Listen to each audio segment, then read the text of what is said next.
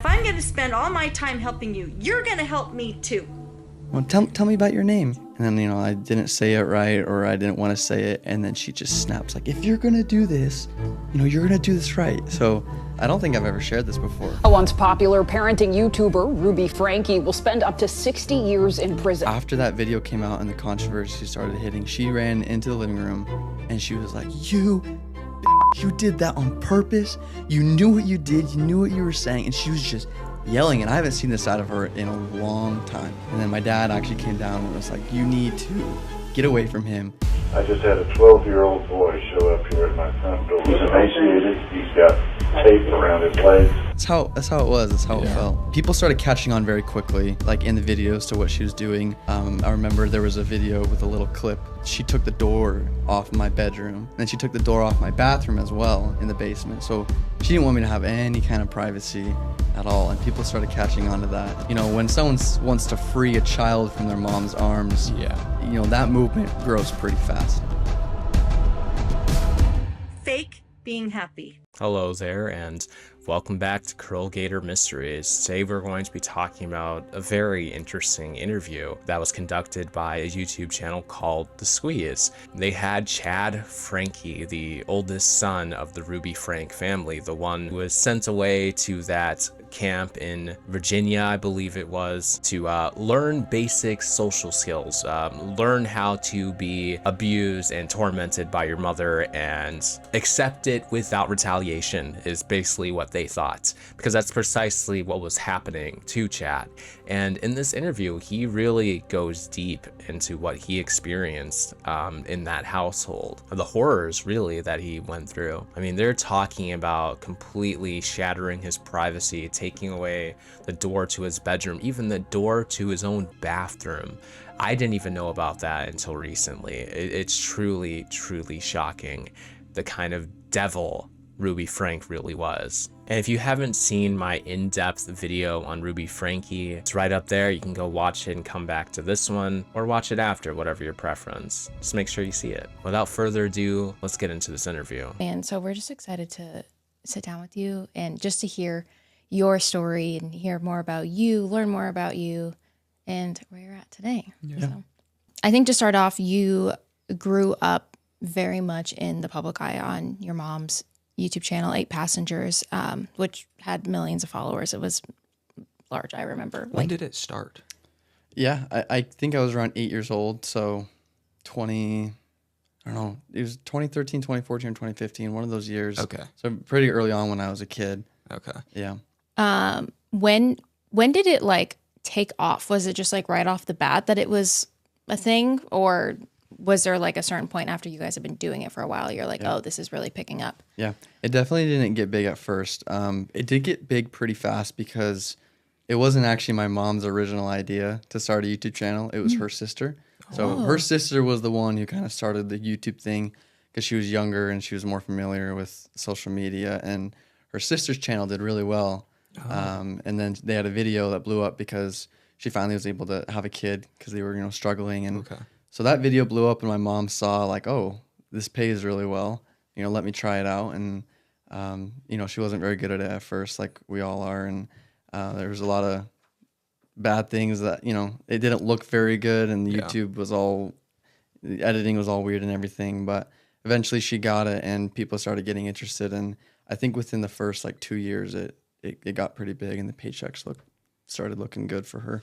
I don't know if they'll address this or not. I haven't seen the full interview, but I'm wondering if Ruby Franke was as terrible of a mother as she was when, obviously the YouTube channel kicked off and she let it, consume her life, and it put her children at the bottom of her priorities list, her children's safety and well-being. So I'm wondering if, it didn't, the terrible parenting, if you can even call it that, started before the YouTube channel or if it wasn't until after, but we'll see if that gets addressed at any point. How often did you guys film? Was it, I guess a daily thing? Yeah.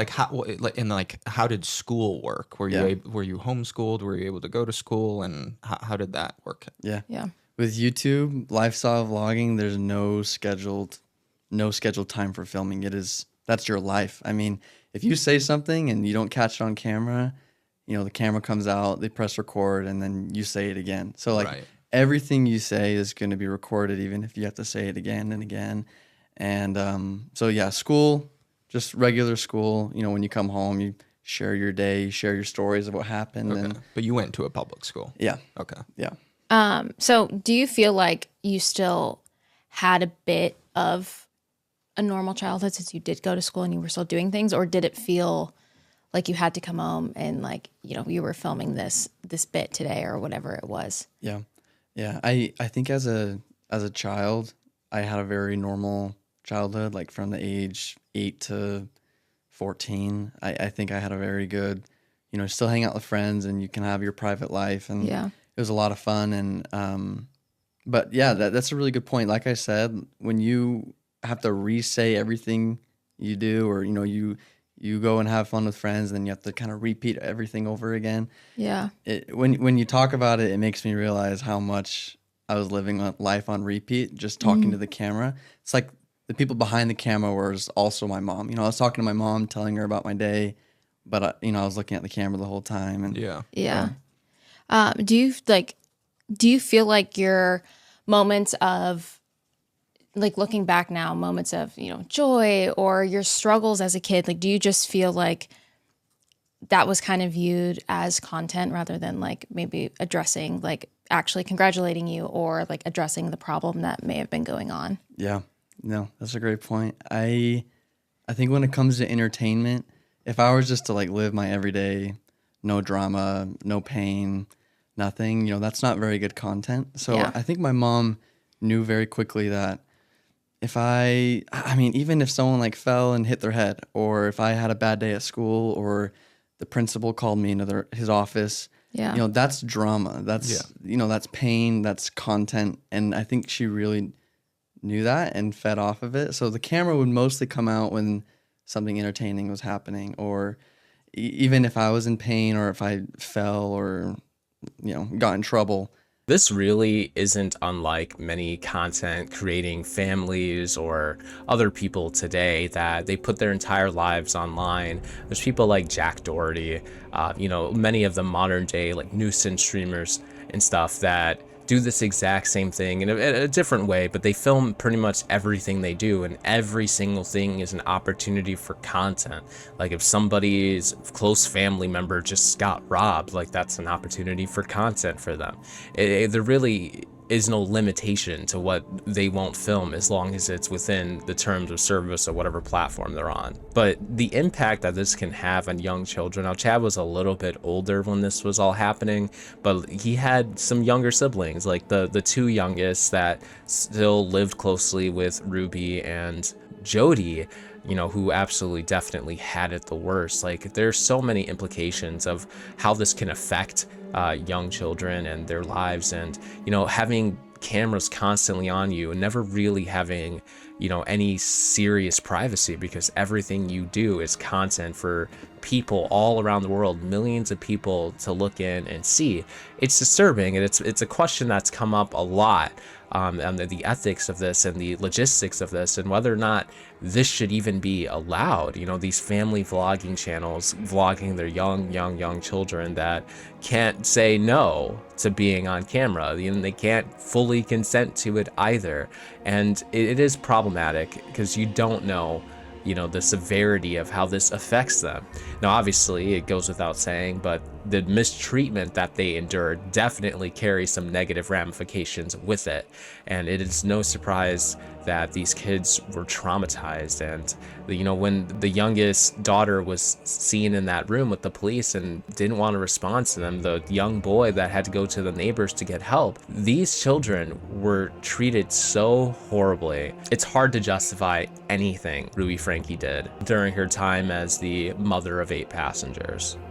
Did you guys watch the Hulu series? Oh, I don't yeah, know if you did. Okay, for so you guys know the video with, you know, me sitting on the ground with her, and you know, I finally revealed that I wasn't sleeping on a bed for a certain amount of months, and then when that video was posted, no joke, like that day was when the cancellation started. Like immediate backlash on her, huge unfollowing.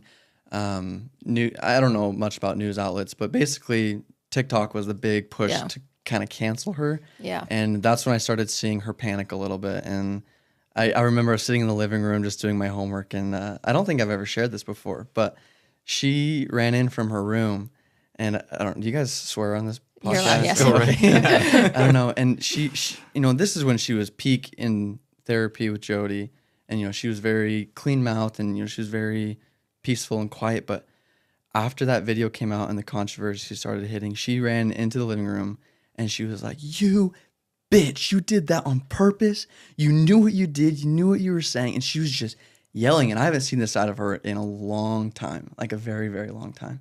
And I was like, "I don't know what you're talking about. Like, I know people are upset with you." And then my dad actually came down and was like, "Ruby, you need to like leave. Like, you need to get away from him. He obviously didn't plan this. He didn't plan for you to get canceled." And how old were you at that point? I was 15, Okay. 15 or 16. And you had been sleeping on a beanbag Yeah. for how long? 7 months. So Okay. yeah, a little over a year. And that's what this incident is over. Yeah. Okay. Yeah, people were really upset about that. And just because she said it so casually, like, "Yeah, he's been sleeping on the floor. Yeah, he doesn't have a bedroom or a bed." Yeah. And people started catching on very quickly, like in the videos, to what she was doing. I remember there was a video with a little clip, and it was she took the door off my bedroom that I had, and I wasn't sleeping in there, but she still took the door off. And then she took the door off my bathroom as well in the basement. So she didn't want me to have any kind of privacy at all. And people started catching on to that. And the hate started growing and growing and growing. And then, she kind of just left it. So just left YouTube completely. Hate was deserved for Ruby Franke. What wasn't deserved was the way she treated Chad. I mean, first off, removing his privacy, removing his door, removing the door to his bathroom, making him sleep on a beanbag, like, none of that was deserved for him. But she absolutely needed to be exposed for this, especially that reaction attacking him like it was his fault for your unjust, unreasonable punishment for him playing a prank on his sibling. That is so despicable. And it's like she's trying to make herself appear as some kind of victim when the only victim here is Chad. And it is so deserved that the internet saw her for what she was. And I think this kind of answers my question as to whether or not she treated them horribly before 8 Passengers. It seems like from Chad's response here that things were probably significantly more normal in the household before 8 Passengers. It seemed like things started to go significantly downhill when they did get the accounts. Like, I don't know what changed, like what kind of switch was activated in Ruby Franke's brain, but it seemed like something turned for the absolute worst. And then when she met Jodi, it came down like a landslide. When you start seeing the online hate or, people questioning your parents, because like these are your parents, they start questioning things that they're doing at that age. Like, whose side are you on? Or, because I could imagine that there's maybe a bit of like, at first, like defensiveness where you're like, you're still a kid. Yeah. And people are questioning your life. They're questioning your parents, how you're being raised. Or were you already at a breaking point where you were, seeing those comments and you're like, yeah, I'm living that right now. Yeah. Yeah. I wasn't active on social media, me personally, during that. So I saw what they were saying, but I didn't really take it. I wouldn't really reply to it or post it. That day when the video was posted and the cancellation started, from that moment, people on social media started saying "free Chad." And that was a large hashtag people started using. It was like in the year 2020, so it would be "free Chad 2020." And my mom, she saw that, and I think she got pretty nervous, pretty upset. She started hiring high-end lawyers to kind of shut all that down, take those videos away, because, when someone wants to free a child from their mom's arms, that movement grows pretty fast. And so, free Chad was a big thing, at least in my eyes, and I started seeing that. And during that time, I was working with Jodi very tightly, very closely. She was my therapist, and I had like a love for her in a sense where I trusted everything she told me to do. For sure. And same with my mom. Yeah. And so when I saw everything go down, I didn't really think much of it. In fact, I actually knew how much money they were making, and I was nervous about the money. And to know that the views were going to go down and that the sponsorships were going to go down, that was kind of my main focus. Was, oh no, we're gonna lose money as a family. Did you feel a little guilty for affecting that? I wouldn't say guilty, because I knew that wasn't my purpose or my motive in saying the beanbag thing. I knew I wasn't trying to make them lose money, but yeah, I was nervous for my parents to lose all their income. That was my big concern. Not gonna lie, Chad seems like a very kind, selfless spirit. And you know, I have nothing but positivity for him. Nothing but respect, really. I do think it's interesting. It's honorable, commendable that despite everything that was happening to him, he still was concerned about his family's money, his mother's income from exploiting her children. That was still like a concern for him, that something he cared about, and you know, somewhat felt a little bit bad about. You know, he knew that wasn't his fault, it wasn't his intention, and I'm glad that he stands by that. He doesn't blame himself, because there's nothing to blame him for at all. He just talked about something that she made seem like probably wasn't a big deal, but it's very good. It's very good that he exposed it, because had he not exposed Ruby for the demon that she is, it's possible that the young kids that stayed in her care, you know, after he was gone, you know, maybe things wouldn't have ended the way they did for them, getting away from their mother. We're raised to trust our parents and like what they're going to do. And of course you loved your mom and you trusted her, and you trusted that she would put you with someone, you know, that was actually going to help you and make you a better version of yourself. And I'm curious if you've felt any of that heat or looked back on that time and been like, I should have seen that, or just what your take is on that. Yeah. Looking back at the whole entire picture, I feel like at least me personally, I'm very grateful for hard life experiences. When I look back at the hard life experiences, I'm kind of grateful for them in a sense of, sometimes I'm glad my mom was a bad mom, or sometimes I'm glad that Jodi was in my life because I feel stronger because of it. Yeah. So yeah, I wouldn't say I look back and regret any of the things that, you know, I didn't do or did do. Yeah. I just am grateful that everything is, you know, everyone's safe now. Yeah. I'm grateful that I'm in a good spot now. And I mean, the biggest thing that Jodi kept teaching me was stay out of distortion. Distortion was the huge word that she just threw at me over and over and over again. Truth and distortion. Those were like heaven and hell, good, bad. Those were the words she threw at me.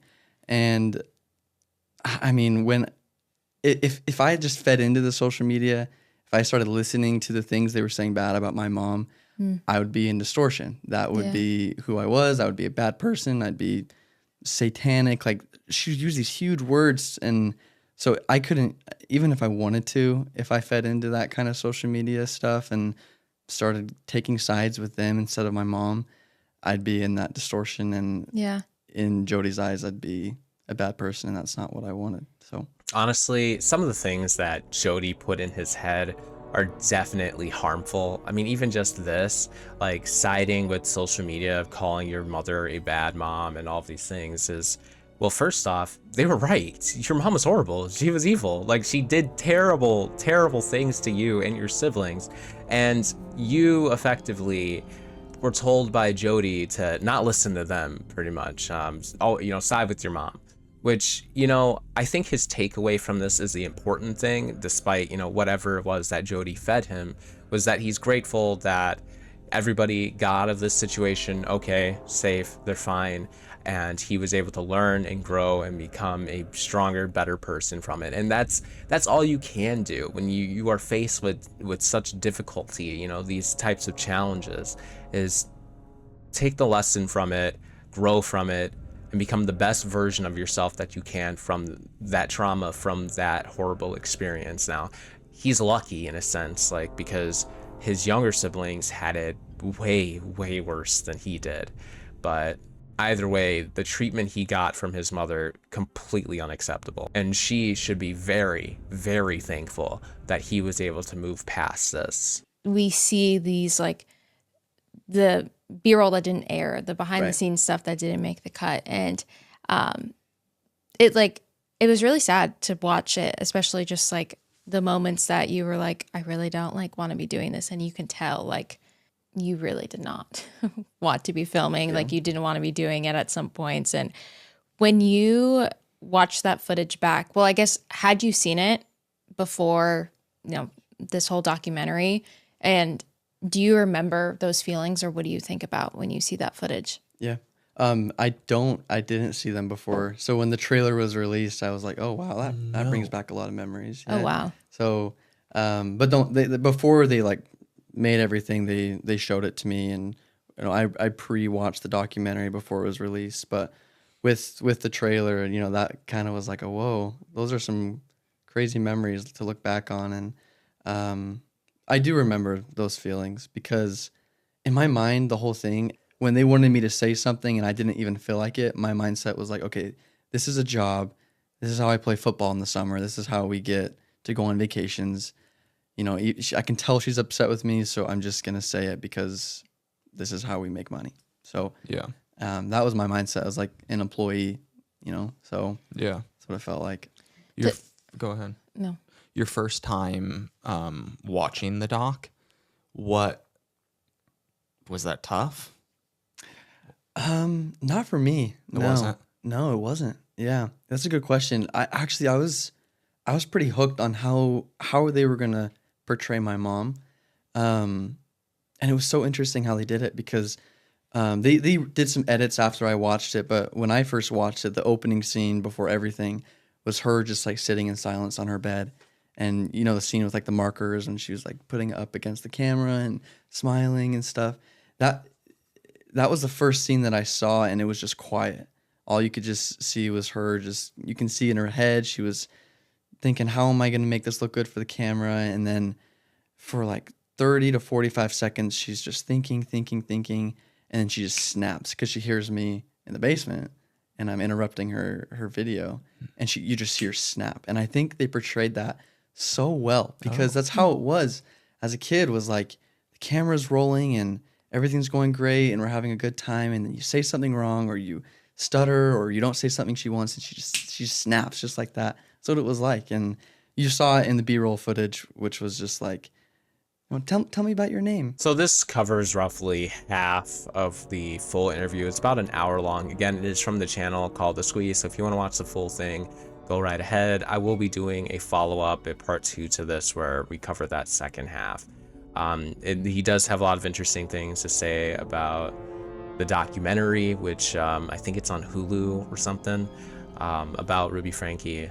I haven't seen it yet, but I do plan to watch it. Chad thought of his participation with the 8-passenger videos as kind of like a job to him, so he just did what he was told, which is bizarre, because they only paid him I think it was like $100 a video or something, which is a fraction of how much money they were pulling in from these videos. So that's criminal in and of itself, to have your child effectively work a job for you involuntarily, and you pay them pennies for it. But that is just one thing in a long list of terrible things Ruby Franke did.